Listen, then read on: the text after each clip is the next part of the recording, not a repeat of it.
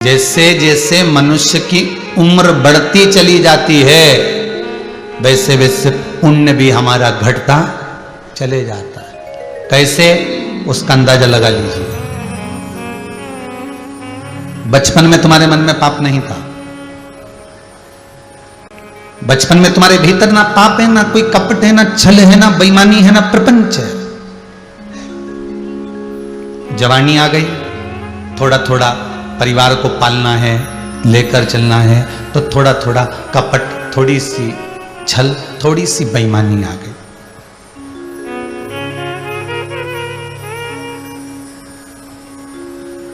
थोड़ी सी बेईमानी आ गई। इसमें से इतना सारा प्रसाद अगर भरा हुआ रखा है तो इसमें से थोड़ा सा एक पेड़ा निकाल लो, किसको मालूम पड़ेगा? चोरी तो है, किसको मालूम पड़ रहा है?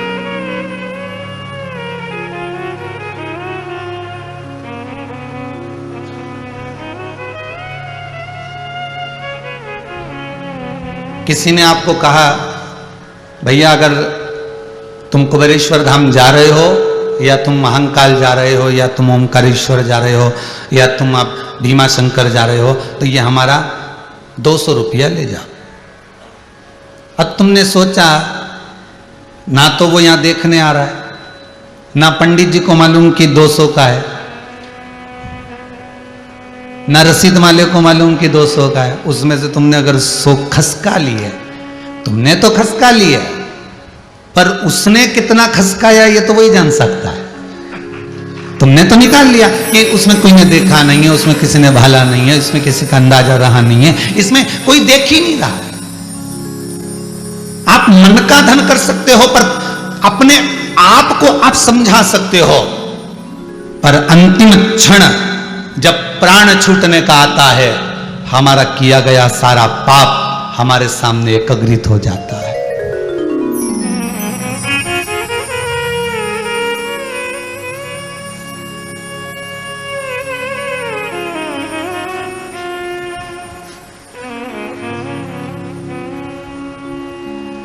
हमारा किया गया पाप हमारे सामने आ जाता है।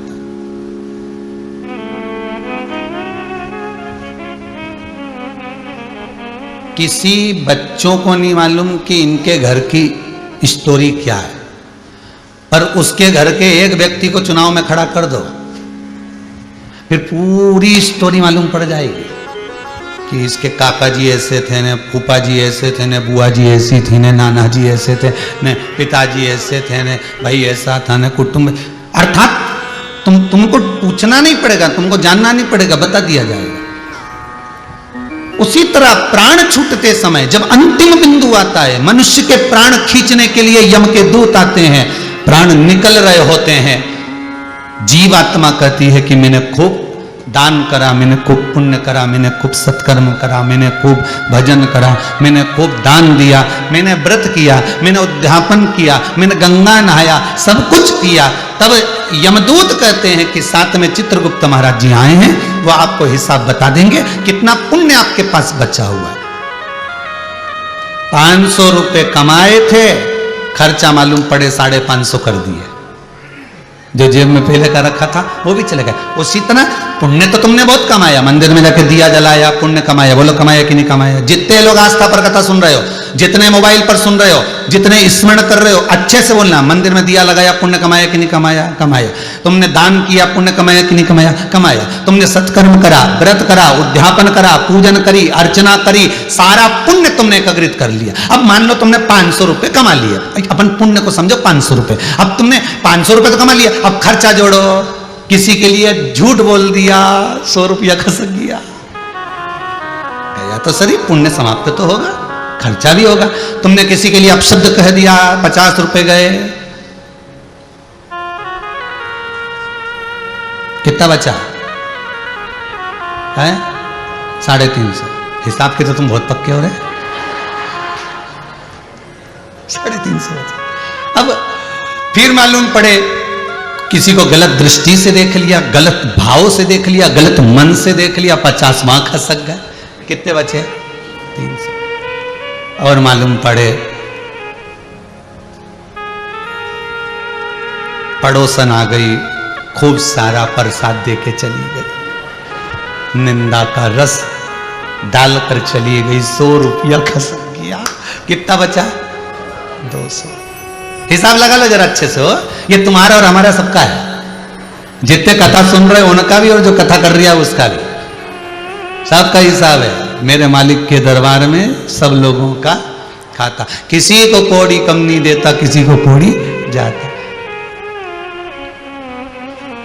बचे 200। देवरानी के लड़के को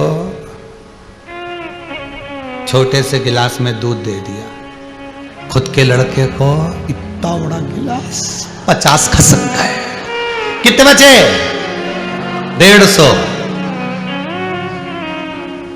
पति रात्रि को कोई सामान लाया, चुपचाप कमरे में निपटाया, 50 खसक गए। कितने बचे? 100 बचे। अब वो 100 रुपये अभी चलने दो जरा, अभी चलने दो। दोस्तों के साथ घूमने गए, मालूम पड़े उन्होंने कह दिया, अरे कौन देख रहा, ले थोड़ा सा ले। कहीं मदिरा पान, कहीं मांसाहार, कहीं गलत कर्म कर बैठे। 50 फिर चले गए। कितने बचे? 50।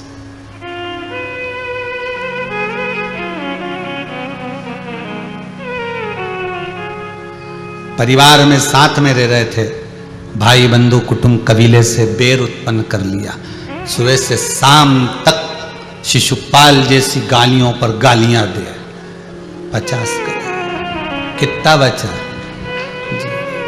बस यही हमारा जीवन है। हमने पुण्य तो बहुत कमाया रे, खूब पुण्य कमाया। हम तो रोज मंदिर जाने लोटा भर के पानी चढ़ा के आए, कितना पुण्य। चंदन भी लगाएं, कितना पुण्य। हम मंदिर में हम तुलसी जी के पानी भी दें, ब्राह्मण भोजन कराएं, गौ दान करें, अन्नदान करें, वस्त्र दान करें। हमने पुण्य तो बहुत कमाया, पुण्य की कोई कमी नहीं रही, पर खर्च भी बहुत करा। और आखिरी में जब मरने का समय आया, पुण्य रत्ती भर नहीं बच पाया। जितने दान पुण्य व्रत जितने हैं, तुम्हारे मरने के समय पर हो सकता है तुम्हारा पुण्य समाप्त हो जाए, पर वेद व्यास जी शिव महापुराण की विद्येश्वर संहिता में लिखते हैं, एक पुण्य ऐसा होता है जो कभी समाप्त नहीं होता। वो शंकर की कथा का पुण्य, शिव के लिए दिया गया दान पुण्य भजन कभी समाप्त नहीं होगा। शंकर भगवान पर एक लोटा पानी चढ़ाया, वो कभी समाप्त नहीं होगा। वो बढ़ता है, घटता नहीं है। कुछ कुछ चीजें ऐसी होती है जो बढ़ती है, घटती नहीं है।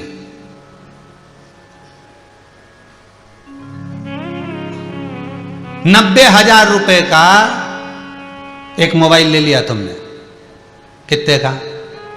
वो कटा हुआ सेव फल, ठीक है। आज समझ गए ना तुम लोग? बस तुम समझ जाओ, बहुत इतना तो, बाकी के तो किसी को समझाना है नहीं, अपने समझ में आना चाहिए। हो वही कटा हुआ सेव फल जिसको लोग एप्पल बोले, ठीक है। अच्छा, उसको केवल एप्पल बोला, हाफ एप्पल क्यों नहीं बोला? क्योंकि कटा हुआ तो है ना थोड़ा सा, पर फिर भी एप्पल ठीक है। अब 90,000 का मोबाइल लिया, वही 90,000 की 2-3 अंगूठी ले लेता। अब दोनों की कीमत देखिएगा।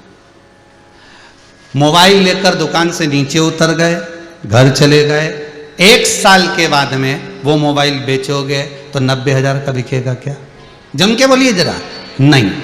जो सोने की अंगूठी तुमने 90,000 की खरीदी, 1 साल के बाद बेचोगे तो सोना का भाव बढ़ेगा कि घटेगा? बढ़ेगा ना। तो थोड़ा 200-400 रुपया तो ऊपर मिल ही जाएगा। बस यही तरीका है।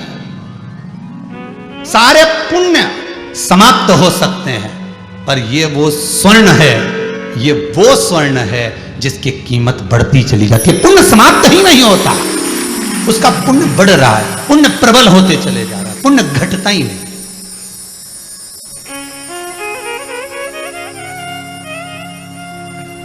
ये कभी नहीं घटने वाला, ये बढ़त में जा रहा है।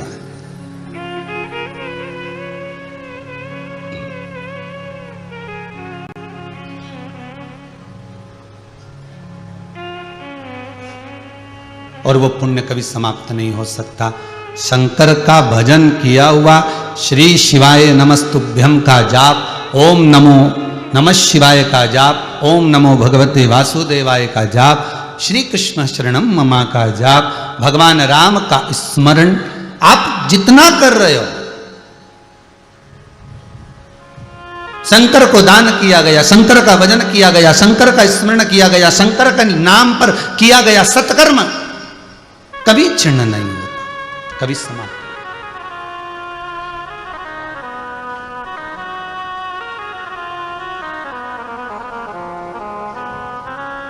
भजले प्राणी ओ अज्ञानी, 2 दिन की जिंदगानी काहे को भटक रहा है, क्यों भटके? मिला मौका, वासुकी नाग की धर्म पत्नी शतशीर्षा ने वो फल अपने पति के खाते में दे दिया। शिव की आराधना का फल जो होता है वो आप किसी को भी दे सकते हो, किसी को भी। जैसे श्रीमद् वल्लभाचार्य जी ने जगन्नाथपुरी में जाकर मायावाद का खंडन करा, एकादशी को उल्टा लटकाया, कहा एकादशी का दान देना है तो जीते जी दो, अन्न दान देना है तो जीते जी दो, किसी भूखे को भोजन कराना है तो जीते जी कराओ। मरने के बाद की कोई गारंटी नहीं कि मिला कि नहीं मिला, पर जीते जी दान कर दिया, जीते जी भजन कर लिया, जीते जी स्मरण कर लिया, जीते जी कीर्तन कर लिया, जीते जी मंत्र जाप कर लिया, जीते जी नाम जाप कर लिया, तो ये आपको ज्ञात तो रहेगा कि मैंने इतना करा, मैंने ब्राह्मण भोजन कराया, मैंने गौ का दान करा, मैंने ये करा, मैंने संत भोजन, ये आपके खाते में आपको ज्ञात होना चाहिए कि मैंने करा है।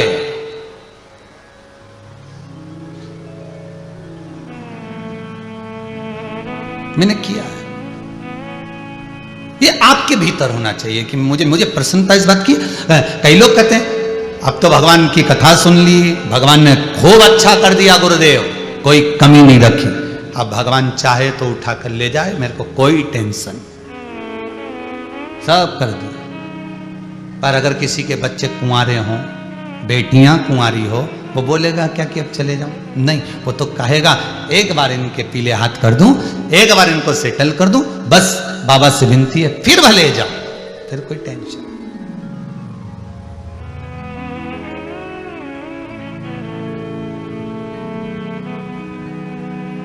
आज कोई एक आगरा से बच्चा आया हुआ था, लड़का, वो कह रहा था गुरुदेव कोरोना महामारी की दूसरी लहर में मैं भी चपेट में आ गया था, 75 या 80% फेफड़े बेकार हो गए थे, शायद कहीं बैठा होगा, अगर आया होगा तो कहीं ध्यान में होगा उसका, वो बैठा, वो खड़ा है, खड़े हो ना बाबू।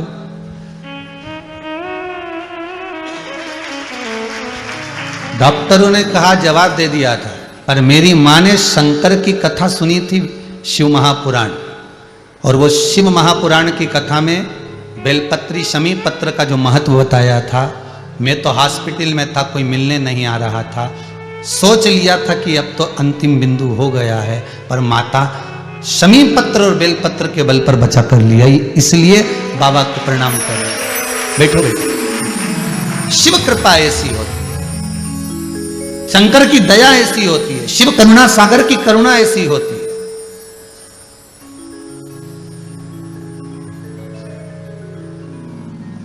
दुनिया के लोगों को भले लगे कि बेलपत्र में क्या है, शमी पत्र में क्या है, क्या होता है शंकर भगवान को जल चढ़ाने से, क्या होता है भगवान शंकर को गेहूं के दाने चढ़ाने से, क्या होता है शंकर भगवान को तिल्ली चढ़ाने, ये दुनिया के लोग भ्रमित हो सकते हैं, पर शिव महापुराण अपनी जगह पर जो वर्णन कर रही है वो सहज नहीं हो सकता।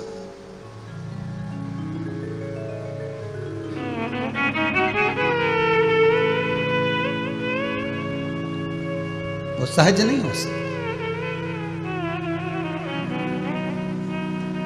भगवान शिव, फिर निवेदन करूंगा, उसको दिया गया एक अन्न का दाना भी आपको कब प्राप्त होगा ये शंकर ही जान सकता है। एक बेलपत्र आप शिव को समर्पित कर दिए, भले आपने उठाई धोई फिर चढ़ा दी, चढ़ाई चढ़ा दी तुमने धोकर, उसका फल कब प्राप्त होगा ये आपको नहीं मालूम पड़ेगा। वो बेलपत्र कब सामने आएगी, वो शमी पत्र कब सामने आएगा, आपको ज्ञात नहीं होगा पर सम्मुख में आएगा। मत बुरे कर्म कर बंदे वरना पछताएगा, भगवान की आंखों से तू बच नहीं पाएगा, तू बच नहीं पाएगा। अरे ओ अज्ञानी मत करना दानी। हम अपने पुण्य को अगर छिन्न रखना चाहते हैं, अपने पुण्य को अजर और अमर रखना चाहते हैं तो शिव भक्ति ही एक मूल है।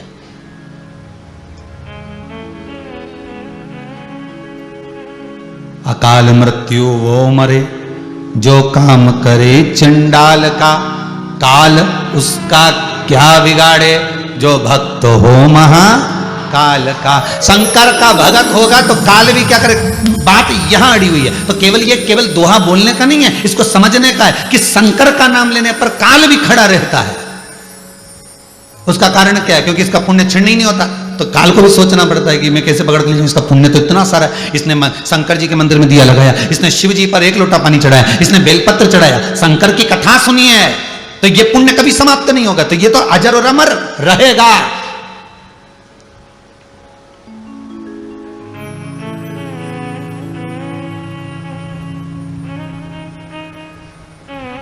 भागवत कथा में लिखा हुआ है, भागवत पुराण में स्पष्ट किया गया है कि भगवान कृष्ण के चरणारविंद में जरा नाम का व्याघ्र बाण छोड़ता है, भगवान को लग जाता है, भगवान गौलोक धाम चले जाते हैं। बोलो गए कि नहीं गए। राम कथा में आता है श्री राम जी महाराज सरयू जी का अधिवास कर लेते हैं, जल में मग्न हो जाते हैं, गए कि नहीं गए। सीता जी पृथ्वी में चली जाती हैं, पर कभी किसी पुराण में तुमने पढ़ा कि शंकर जी गए।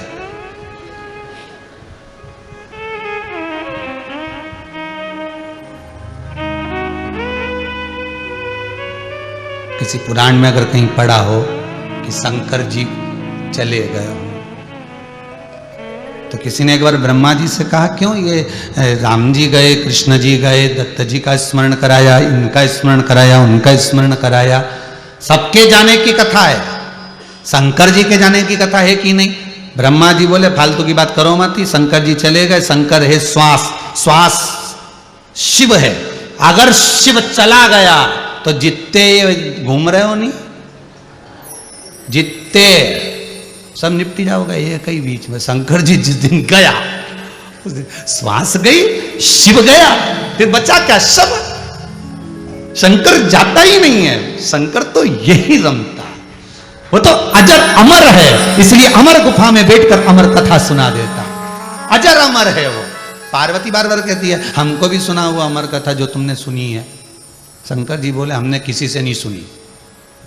तो फिर शंकर जी बोले ये तो भीतर की कथा है, हमको तो सुनना है। शंकर भगवान ने कहा ठीक है, अगर सुनना है तो तुमको कोई मना नहीं है, ये त्रिशूल लो, ये डमरू लो, जाओ जरा जाके बजाओ। तो डमरू बजाने से क्या होगा, तो कि जितने लोग हैं सब भाग जाएंगे, त्रिशूल लेके क्यों जाओ। कि मान लो अगर कोई नहीं भागे तो त्रिशूल की डर दिखा के भगा देना, वो कथा तुम सुन लेना, हम केवल तुम्हें सुनाएंगे। पार्वती जी ने पूछा ऐसा हमें क्या है कि तुम हमको ही अकेले को कथा सुनाओगे। भाई समझना भी तो पड़े। एक संत के पास जाते राजा जनक, कथा सुनने के लिए बैठते, जब तक राजा जनक नहीं आ जाते तब तक संत कथा ही चालू नहीं करता। सारे नगर में बात हो गई ये संत तो बहुत बड़ा लोभी है, लालची, इसके बराबर संसार में कोई लालची नहीं देखा। राजा आता है तभी कथा कहता है, नहीं तो इतने सारे लोग बैठे तो कथा चालू कर देना चाहिए समय पे। जब टाइम है 2 बजे का तो 2 बजे चालू करो। महाराज देखा ये संत लालची है, राजा आएगा तभी ये चालू करेगा। अब संत के पास खबर पहुंच गई, संत की आंखों में जल नहीं भरा, उसने हृदय से परमात्मा को याद किया कि राजा जनक का थोड़ा सा प्रमाण दे देना। भगवान ने ऐसी कृपा करी, आज कथा चल रही थी, प्रवचन चल रहे थे संत के, और जनकपुरी में आग लग गई। आग लग गई तो सारे घर जलने लगे धधक धधक के। जनक जी का नहीं, जनकपुर वासियों का, सबका घर जलने लगा। किसी ने आकर कहा जनकपुरी में आग लगी, जल्दी भागो। जितने बैठे थे 5 मिनट में सब भग गए। राजा जनक जी आराम से बैठे और गुरुदेव उनको कथा सुनाते रहे। सब गए, पानी वानी से बुझा बुझू के सब आ गए। आके देखा तो राजा जनक बैठे हैं और गुरु जी कथा कह रहे हैं। सबने कथा पूरी हुई। जनक जी से कहा, जनक जी आप नहीं गए, महल जल रहा था।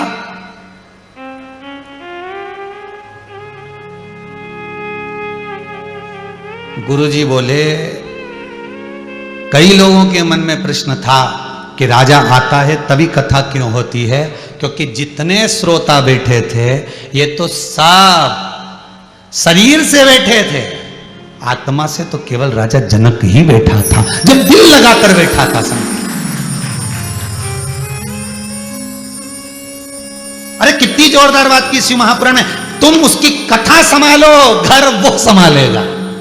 काय का टेंशन तुमको? तुम शिव को देख लो, वो पूरा परिवार देख लेगा। अब तुम उसको तो देखो नहीं। राजा जनक कथा में डूबे हुए थे, इसलिए पूरे जनकपुरी में आग लगी, पर राजा जनक के महल में आग नहीं लगी। एक पर्दा नहीं जला, एक आसन नहीं जला राजा जनक के महल में। सब दूर आग लगी है जनकपुरी में, पर राजा जनक के महल में एक अग्नि नहीं पहुंची, क्योंकि वो दिल यहां लगाए थे और भगवान दिल वहां लगाए थे। आप अगर हृदय रखकर शंकर की कथा में बैठे हो, अपना मन लगाकर आस्था चैनल पर कथा सुन रहे हो, मोबाइल पर कथा सुन रहे हो, फेसबुक यूट्यूब पर कथा श्रवण कर रहे हो, इस चित्त को, इस मन को आप अगर परमात्मा तक लगा कर रखे हो, तो ये विश्वास रखना, आप यहां हो, शंकर वहां है जहां से आप आए हो। शिव वहां है, आप यहां हो, शंकर वहां है। तो पार्वती जी ने पूछा, आप डमरू दे दिए सबको भगाने के लिए, त्रिशूल दे दिए सबको भगाने के लिए, तो फिर ये बताओ कि हम अकेले को कथा क्यों सुना रहे हो? शंकर भगवान ने कहा, तुम्हें सुनाने का कारण ऐसा है कि हमको मालूम है तुम पूरी सुनने वाली तो हो नहीं। ये हमारी जो शादी हुई है ना इतनी, ये 52वें नंबर की शादी है, 52 नंबर की पार्वती, तुम हमारी धर्म। इससे पहले गौरा, कात्यायनी, कुष्मांडा, चंद्रघंटा, स्कंदा, गौरी, सती, उमा, ये सब तुम पहले बन चुकी हो। और जैसे तुम आज बैठी हो ना कथा सुनने के लिए, हर बार ऐसे ही करती हो।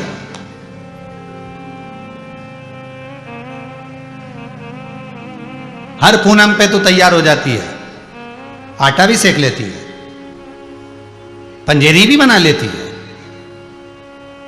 कथा में बैठ भी जाती है, पर केवल सत्यनारायण की कथा हमारे यहां इतने साल से हो रही है इसलिए करवा रही है, पर कभी दिल नहीं लगा पाती वो सत्यनारायण भगवान से कि हे प्रभु, कथा तो हो रही है, हर महीना होए, हर साल होए, हमारे तो इतना साल से हो ही रही है, हम तो इतने साल से हरतालिका तीज का पूजन कर रहे हैं, हम तो इतने साल से हरियाली तीज कर रहे हैं, हम तो इतने साल से बड़ी तीज कर रहे हैं, हम तो इतने साल से भगवान का अभिषेक कर रहे हैं। नहीं, साल मत गिनाओ, पर यह गिनाओ कि मन कितना लगा है।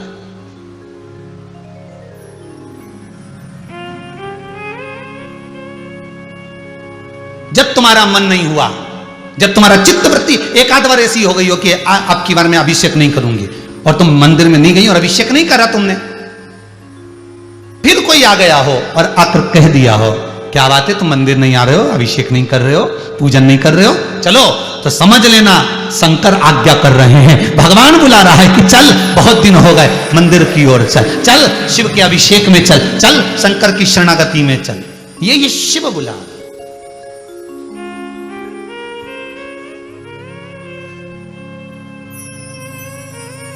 इस मन को उस परमात्मा से लगाइए। हे डमरूधर छलिया शंकर, हम भी तुमको दिल दे बैठे,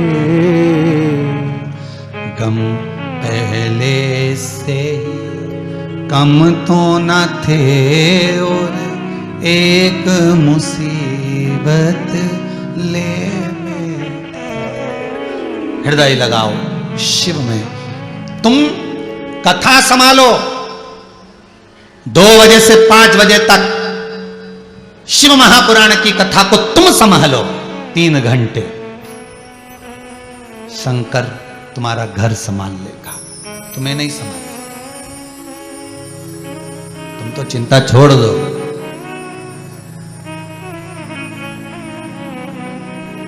संभाले वो, और एक टाइम पे तो एक ही काम होएगा ना, या तो घर संभालोगे या जम के बोलो कथा संभालोगे, या तो घर संभालोगे या कथा संभालोगे। अब कई लोग आते हैं, हमारे जॉब नहीं है, कोई कहे हमारा ये तबीयत खराब, कोई कहे हमारा बहुत तबीयत खराब, तो यहाँ कोई जादू टोना तो है नहीं कि महाराज जी ऐसी कुछ करेगा और छू कर देगा ना सबका।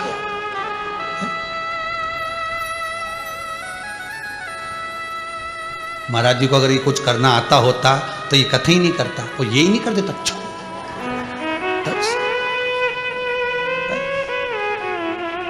ऐसा बहुत सारा महाराज मिलेगा तुमको, हमारे पास बैठ जाओ ने हम यहाँ से हंडा निकाल देंगे। हमारे यहाँ तो कभी नहीं निकला एक भी। हमारे यहाँ तो नमक चौराहे पे देवी जी बैठे नवरात्रा में, मलाट्री चले नवरात्रे की, 10 रुपया का टिकट ले लो, अलमारी खुलेगी। 10 रुपए का टिकट, और इकट्ठा करते साल भर 10-10 रुपया कि 4 टिकट ले लेंगे, अब की बार तो गाड़ी या अलमारी या टीवी कुछ तो खुलेगी। हर बार 4 टिकट लाते। पूरी जिंदगी निकल गई, इतना साल हो गया, आज तक नहीं खुलिया, आज तक। भले गाड़ी नहीं खुली, टीवी नहीं खुली, अलमारी नहीं खुली, पर वो 10 रुपए माता रानी के चरणों में लगते रहे तो भाग्य तो खुल गया। ये पक्का। मैं अपनी जगह अब समझ में आया कि वो टीवी का तो नाम था, जगदम्बा को तो भाग्य खोल कर जाना था। वो तो एक कुछ मार्ग बना दिया जाता।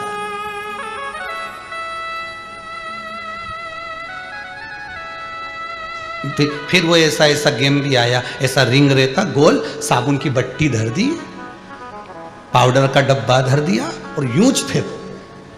फेंको नहीं तो वो, अच्छा करा भी प्रयास, 2-3 बार फेंक के भी देखे ना, वो चले भी गए ना, वापिस उचक के इनंग आ गया, पर वो साबुन पे नहीं टिका। बड़ा टेंशन वाला। 10 रुपए के 5 रिंग और 5 रुपए फिर ऐसे फेंको। पर ज्ञान कितना मिला उस रिंग में भी कि इस श्वास को संभालना बहुत कठिन है, इस जीवन को संभालना बहुत कठिन है। परमात्मा ने भी एक रिंग दे रखा है श्वास का, फेंको, पर ध्यान रखना साबुन की बट्टी पे से पलट सकता है, साइड में गिरेगा, इसलिए गिरेगा कि वहां एकांत में पड़े रहना और शंकर को जपते रहना, तो कभी ना कभी प्राप्त हो ही जाएगा। शिव की ओर जागृत हुई। इस चित्तवृत्ति को जितना शंकर की ओर लेकर जाओगे उतना जीवन का एक आनंद पा जाओगे।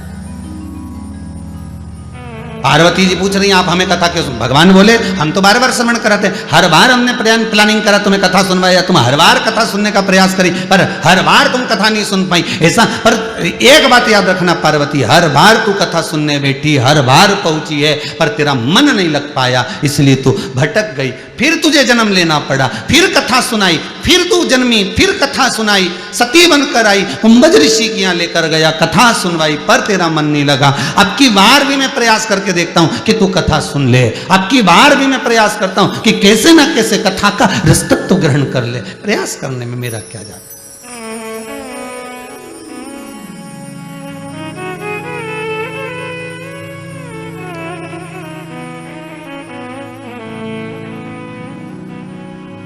आप मुझे कथा क्यों सुनाना चाहते हो? पार्वती जी का शब्द था। शंकर जी कहते हैं जो जगत जननी होती है ना, जगत की माता जो होती है, घर की जो मां होती है ना, घर की जो बहू होती है ना, जो बालक को जन्म देने वाली होती है, वंश की वृद्धि करने वाली होती है, वो जगत की जो मां होती है, एक स्त्री, एक नारी। कई लोग पूछते हैं, प्रश्न आते हैं कई लोगों के कि कथाओं में जितनी रुचि पुरुषों की नहीं होती उससे ज्यादा रुचि माताओं की क्यों होती है? पंडाल में सबसे ज्यादा माताएं क्यों नजर आती हैं, पुरुष इसमें इतने नजर क्यों नहीं आते? उसका कारण यह शिव महापुराण की कथा शंकर भगवान कहते हैं, पार्वती तू पूछ रही है कि मुझे कथा क्यों सुना रहे हो? घर की जो जगत जननी है, घर की जो माँ है, घर की जो नारी है, घर की जो स्त्री है, घर की जो बहन है, बेटी है, घर की जो नारी है, उसके गर्भ में जो संतान आती है वो वंश बढ़ाती है। नारी के लिए कथा इसलिए मूल कही गई है, जब वो कथा सुनती है उसके हृदय में, जब शिव महापुराण, भागवत पुराण, राम कथा, गीता, देवी भागवत आदि, स्कंद पुराण, विष्णु पुराण, नर्मदा पुराण, लिंग पुराण, ये सब उसके हृदय में जब विराजमान हो जाते हैं, जब संतान जन्म लेती है तो जो कथा उसने सुन रखी रहती है उसका संस्कार उस बच्चे में आ जाता है और वो वंश आगे बढ़ता है तो संस्कारित कहलाता है, वो संस्कारवान।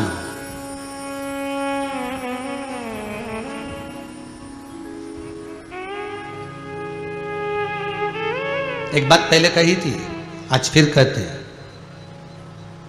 जिसको जनता चुनती है, जिसको आप चुनते हो, वो संसद में जाकर बैठता है, और जिसको मेरा देव अधिदेव महादेव चुनता है वो सत्संग में जाकर बैठता है। सत्संग में जाना कोई सरल बात नहीं है। शिव शंकर औघड़दानी, मेरा त्रिकालदर्शी, मेरा कैलाशी, मेरा अविनाशी, मेरा शंभु, मेरा शंकर जब आपको चुन लेता है तभी आप कथा में पहुंचते हो। बहुत सारे फूल बगीचे में हैं पर तोड़ते वही हो जिसमें आनंद हो, खुशबू हो, सुगंध हो, सुंदर हो, वही तोड़ा जाता। श्रेष्ठता किसी किसी में रहती है। अरे गुलाब का फूल और गुलाब जामुन दोनों की राशि एक ही है, अखबार में देख लेना, राशि आती है, पढ़ना की राशि। आनंद देखिए, गुलाब का फूल कांटों में पैदा हुआ, कांटों में बड़ा हुआ, टूटने के बाद भगवान के चरणों में चला गया। गुलाब जामुन घी में तरबतर, एक तो मावा के ऐसी ऐसी करो नहीं तो हाथ में भी घी आई जाए, है? एक तो खोआ घी, कितना घी भरा उसमें, ने घी में तला रही और घी में से निकलते, अरे बोलो तो चाशनी में पड़ी। कितना सुख मिला उस गुलाब जामुन को, घी में तरबतर, घी में से निकली, चाशनी में तरबतर, पर खाने के बाद भ्रष्टा में चली गई और वो गुलाब का फूल कांटों में पैदा हुआ, कांटों में बड़ा हुआ, कांटों में जन्मा, टूटने के बाद शंकर के चरणों में चला गया। दोनों में अंतर हो गया, दोनों में अंतर। अभी दुनिया के कांटे आपको नजर आ रहे हैं, किसी ने अपशब्द कह दिया तो लगता है इनने कांटे दे दिया, इनने अपशब्द कह दिया, इसने ताने दे दिए, इसने बुरा कर दिया, इसने ऐसा कर दिया। ये कांटे जो तुम्हें